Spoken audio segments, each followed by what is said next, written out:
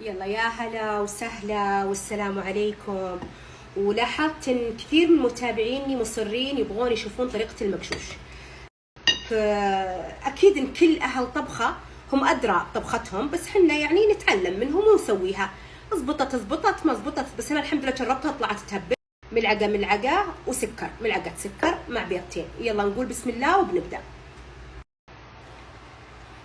والخميرة خطوات الثلاث، يعني نحط المقادير الناشفة مع بعض.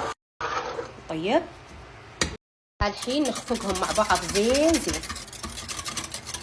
الحين عجناها وهذا قوامها، شوفوا هذا القوام، شايفين؟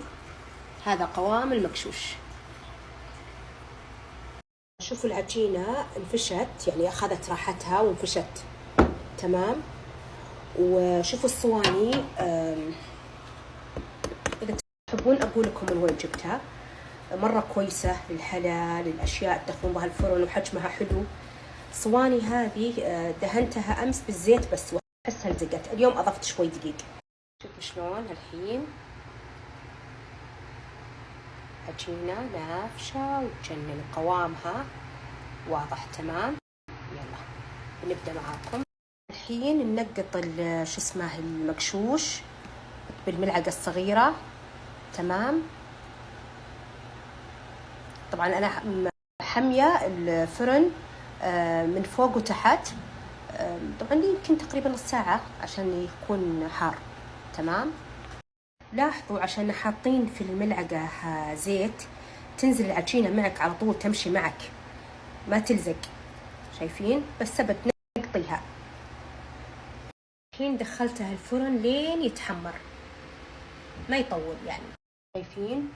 هذا هو السمنة، يعني اللي هي الزبدة اللي قشدناها، حط عليها عسل تمام.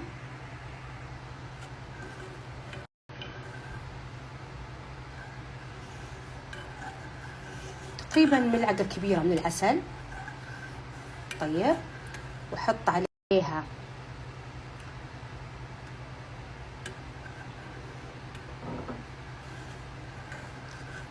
هيل، ذرة هيل عشان النكهة بس، وبحط عليها ليمون أسود مطحون.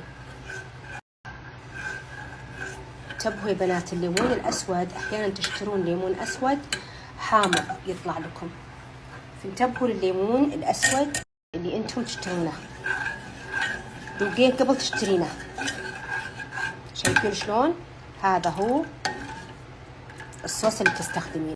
شايفين؟ أبدا ياخذ اللون كذا يتشقر وطلعيه.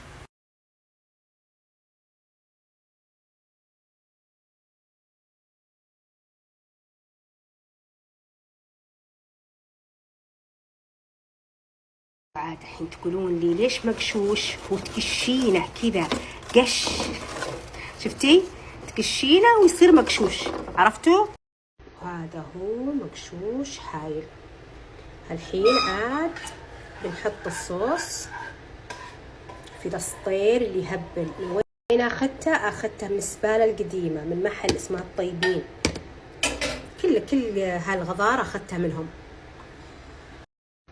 هذا هو الصوص بنصبه.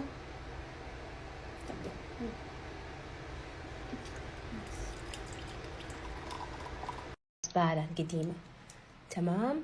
صبي عليه الصوص وعليكم بالعافية. واللي ما يبي يحط صوص، يحبون السكر، اللي تعبانين ما يحبون الحلويات مرة، مقبول ترى طعمه.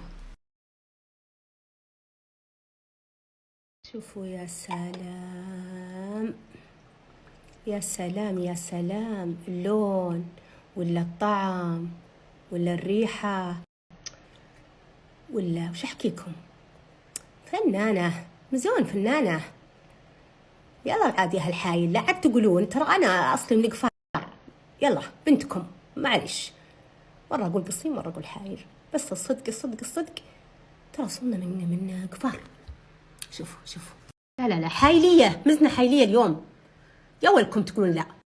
شوفوا هشة جنن الطعم.